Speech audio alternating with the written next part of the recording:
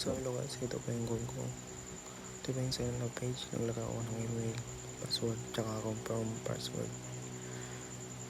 Tapos, ito naman yung lalabas pag nagkamali ka ng password. Password do not match. At ito naman pag nag-successfully yung sign up mo.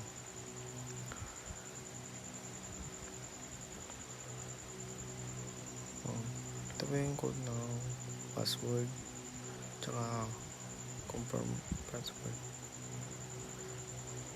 Ito na sa dashboard, yung makikita mo doon, login dashboard, sign up, at naroon doon, kompleto pa yun lahat. Saka ito pa yung email at saka password ko mo para makapag-login ka. Ito pa yung sa map bar, yun ba yung mga nakalagay doon, naka-text.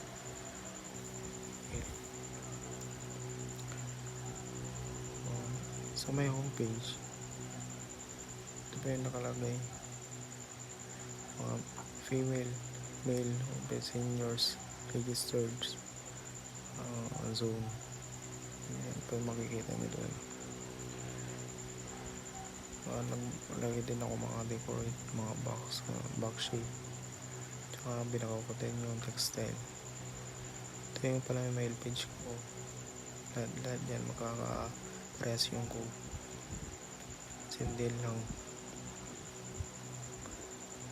kung ano yung nasa mail page, ganun din lang yun. Lahat ng nasa kahit yung dashboard. Ito yung yun lang guys. Nagdagdag lang ako ng ibang design dito. Next, mag-add mga fonts. Binago ko lang yung iba. Yun guys, thank you guys.